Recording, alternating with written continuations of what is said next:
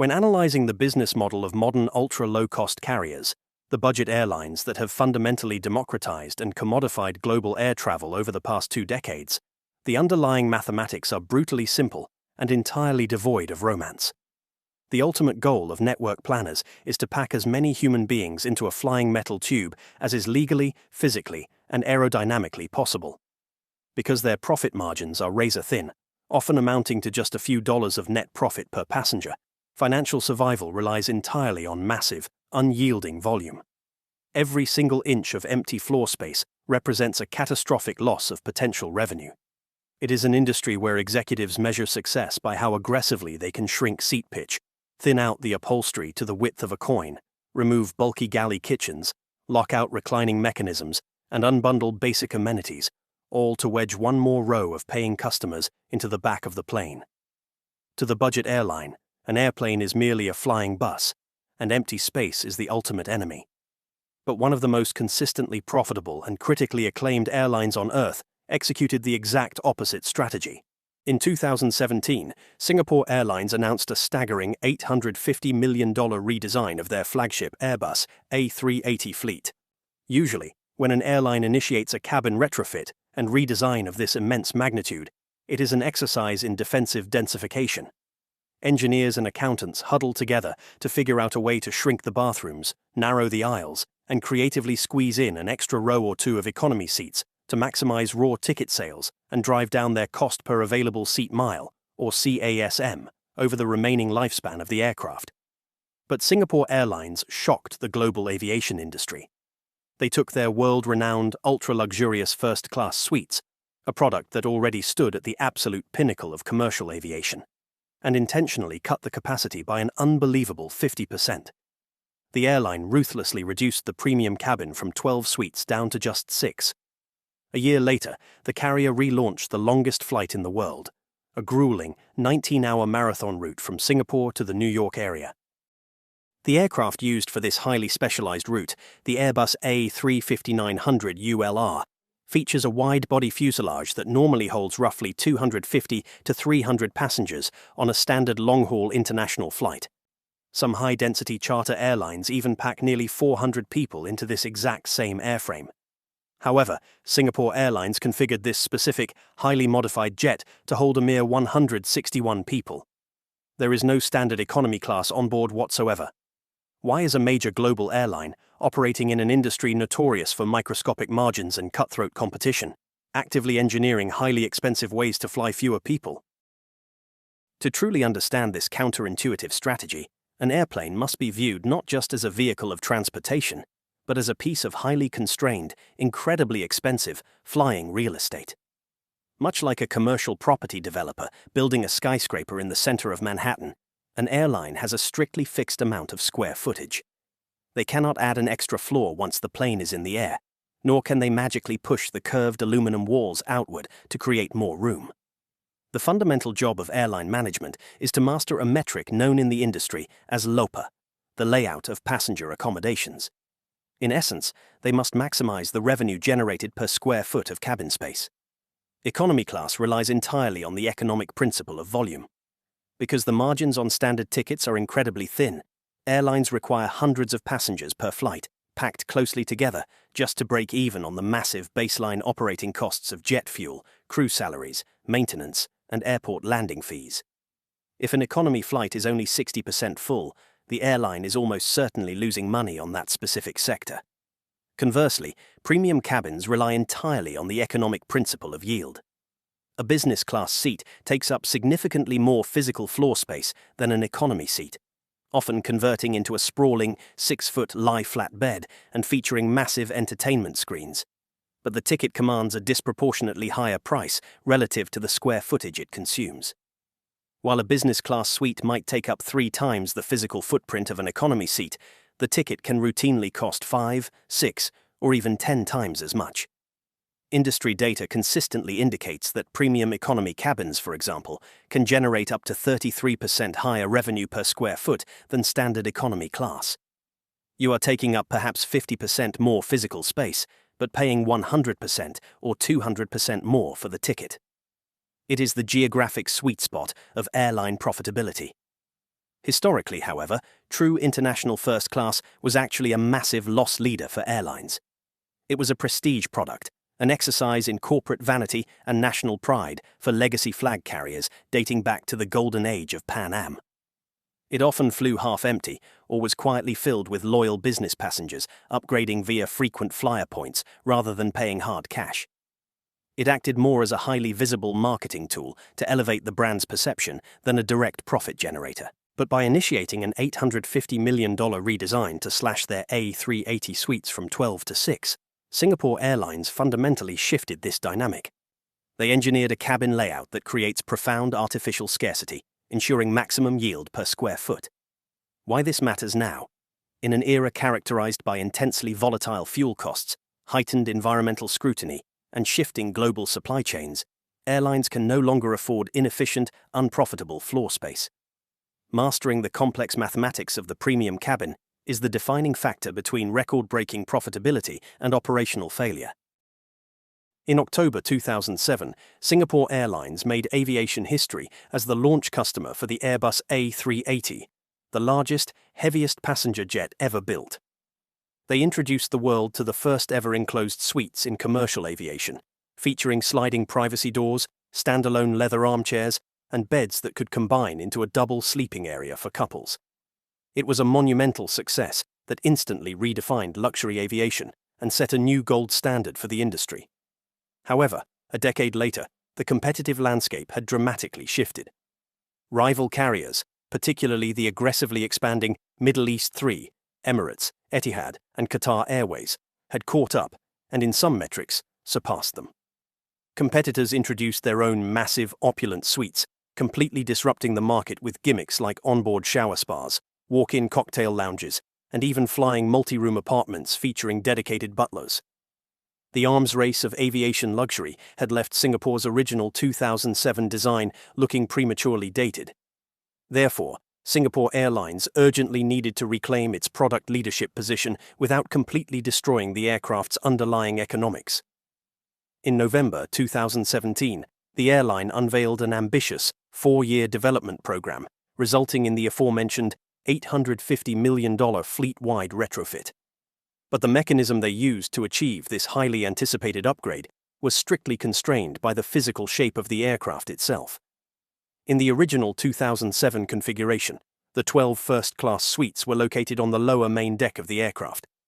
For the 2017 redesign, Singapore Airlines made the strategic decision to move the first-class cabin up a level, migrating it to the upper deck to consolidate all premium seating, both first and business class, in one exclusive zone, completely separating their highest-paying customers from the high-density traffic below.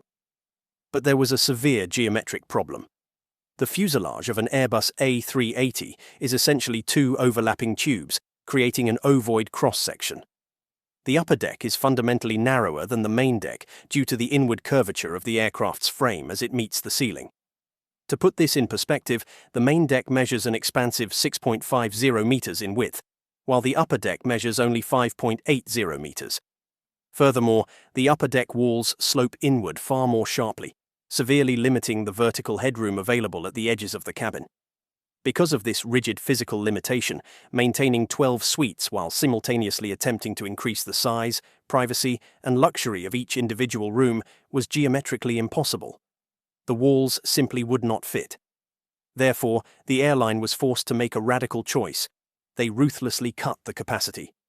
They installed just 6 ultra-exclusive suites in a massive single-aisle, one-to-one layout placed at the very front of the upper deck.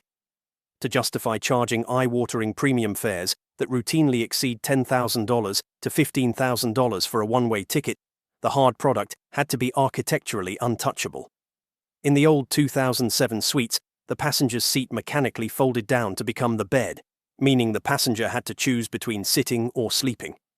In the new 2017 suites, passengers are provided with both simultaneously. The space features a plush, 21-inch wide Poltrona Frau leather swivel chair for dining and working, alongside a completely separate, standalone 76-inch bed. For couples traveling together, the mechanical divider between the first 2 suites drops flush to the floor to create a massive, hotel-style double bed in the sky. The physical footprint dedicated to this space is immense. The largest suites, located at the front in rows 1A and 1F, measure a staggering 54 square feet each. For comparison, a standard long-haul economy seat requires roughly 4 to 6 square feet of floor space. This means a single new suite occupies the physical equivalent of approximately 10 to 12 economy seats. But reducing the suite count from 12 to 6 was not merely a concession to the geometry of the upper deck, it was a highly calculated financial maneuver. By deliberately reducing capacity, Singapore Airlines manufactured intense artificial scarcity. In the world of ultra-luxury, exclusivity is the product. The airline ensured that the six-seat cabin would consistently fly filled with high-paying, full-fare customers, rather than relying on non-revenue frequent flyer redemptions and free employee upgrades to fill empty beds. A consistently sold-out six-suite cabin at full retail price generates vastly more reliable, predictable profit, with significantly lower catering and servicing costs, than a 12-suite cabin plagued by unsold inventory. Furthermore, this strategic reduction at the front of the plane unlocked a massive, highly lucrative volume opportunity at the back. By moving the suites upstairs and utilizing advanced, thinner carbon fiber composite shells for the 78 business class seats, which require less physical depth while preserving passenger comfort, Singapore Airlines freed up the entirety of the massive 6.50-meter wide lower deck. Because the main deck is wider, they were able to optimize the real estate to its absolute maximum potential. They installed an expanded cabin of 44 premium economy seats and a staggering 343 standard economy seats, sweeping across the entire length of the main deck. The grand irony of this strategy is brilliant. Even though they ruthlessly cut first-class capacity by 50%, the total seat count of the aircraft actually increased from 441 to 471 seats, driving a highly lucrative 6.8% increase in average seat density across the retrofitted fleet. They engineered a hyper-luxurious, intentionally space-inefficient product for the ultra-wealthy to generate massive marketing value, while simultaneously utilizing the newly available real estate to pack in higher-yielding premium economy volume and dense standard economy seats. It was the perfect mathematical balance of yield and volume. On the double-decker A380, removing first-class seats was a strategic choice to optimize revenue per square foot. It was a pure financial calculation driven by yield management, geometric constraints, and a desire to manipulate supply and demand.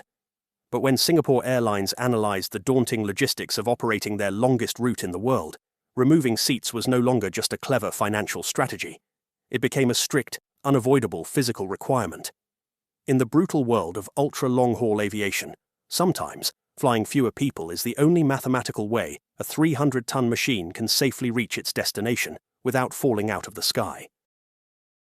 In October 2018, Singapore Airlines officially relaunched its non-stop service between Changi Airport in Singapore and the New York area, specifically Newark, and later JFK.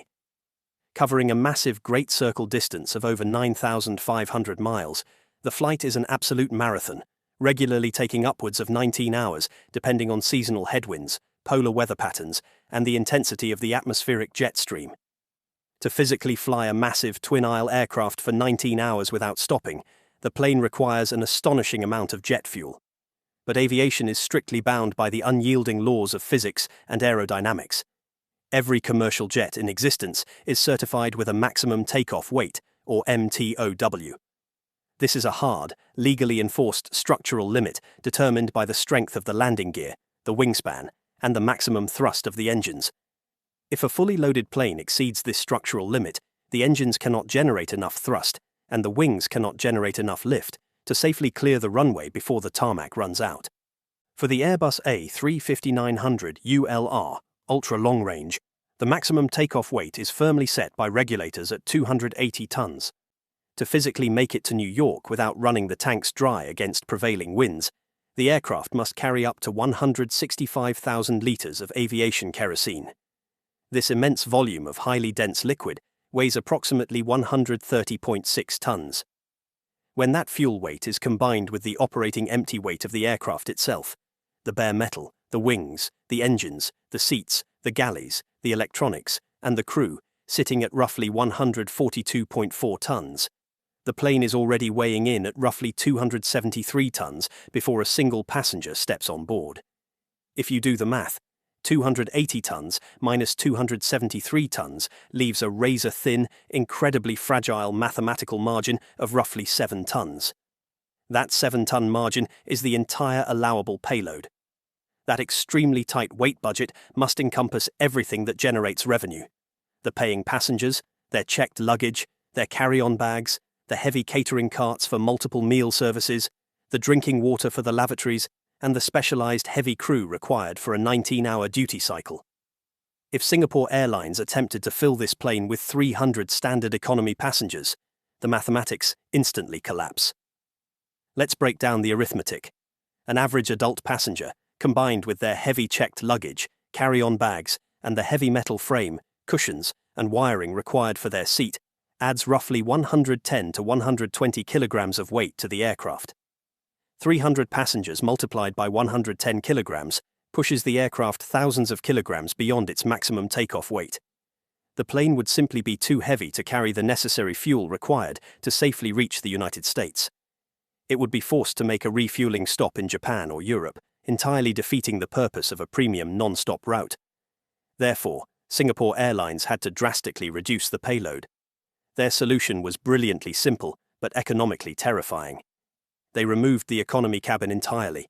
The A350-900 ULR is explicitly configured with just 161 seats, 67 in business class and 94 in premium economy. By flying roughly 140 fewer people than a standard long-haul configuration, the airline instantly shed thousands of kilograms in human body weight, baggage weight, heavy seat hardware, and catering supplies. By placing the aircraft on this strict, ruthless payload diet, the plane became light enough to legally and safely carry the massive fuel load required to cross the globe. But why specifically replace economy with premium economy and business class? Why not just fly a half-empty plane? The answer is dictated by the brutal economics of the fuel weight penalty, commonly understood in aerospace engineering through the Breguet range equation. Airplanes burn fuel just to carry the weight of their own fuel. According to long-range aerospace mission planning data, an aircraft burns approximately 3% to 4% of its fuel load per hour simply to carry its own mass through the air. It is the compounding interest equation of aviation. On a 19-hour flight, this weight penalty compounds exponentially. You are burning thousands of pounds of fuel in the first 10 hours purely to haul the fuel you will need for the final 9 hours. A massive, disproportionate portion of the total fuel bill for this specific flight, which can easily exceed $100,000 per crossing, is spent strictly on hauling unburned fuel across the Pacific Ocean. When baseline operating costs are this astronomically high, every single passenger that steps onto the aircraft must generate a massive yield to justify their physical weight on board the aircraft. Economy class tickets, which fundamentally rely on volume to generate profit, cannot mathematically cover this immense compounding fuel burden. The margins are simply too low. The revenue generated by a $1,000 economy ticket is entirely devoured by the cost of the fuel required to carry that passenger's weight over 19 hours. However, wealthy business travelers, high-level corporate executives, and premium leisure flyers are highly motivated to pay $5,000 to $10,000 for a business-class ticket just to avoid the hassle and exhaustion of a layover.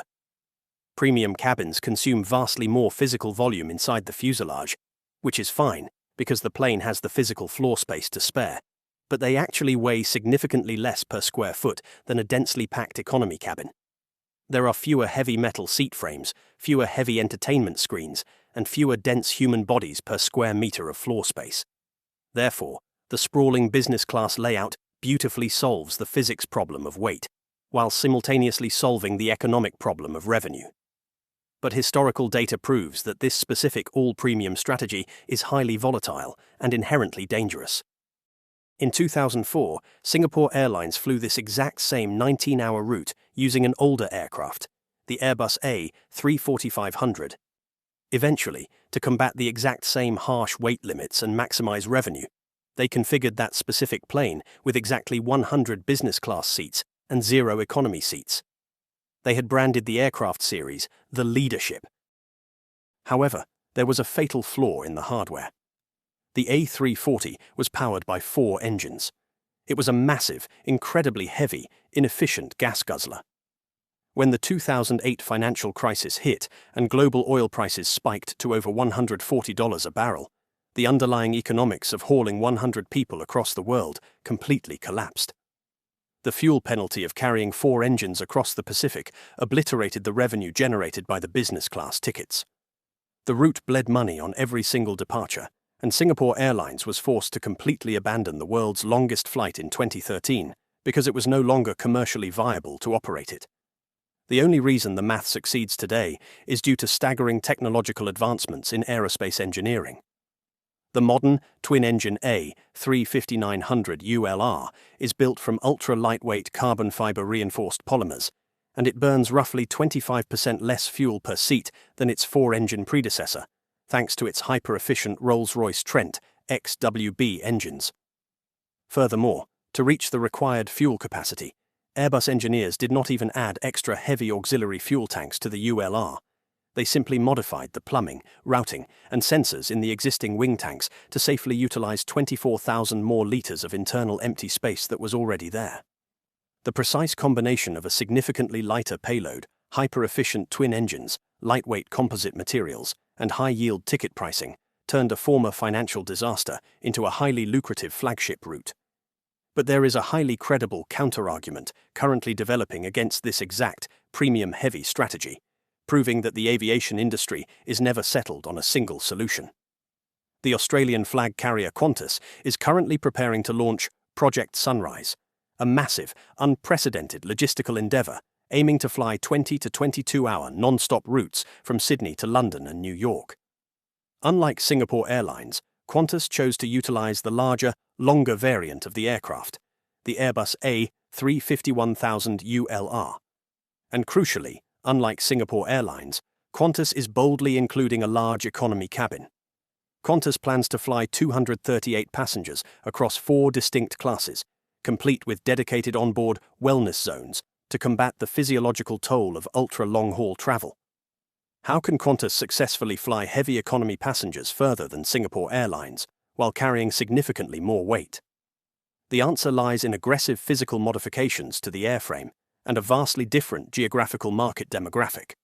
The larger A350-1000 has a heavily upgraded maximum takeoff weight of up to 319 tons, requiring specialized landing gear and reinforced wing structures. Furthermore, to ensure the heavier plane can stay airborne for 22 hours, Airbus is physically installing an additional 20,000-litre rear center fuel tank specifically for Qantas. Qantas is also an end-of-the-line carrier.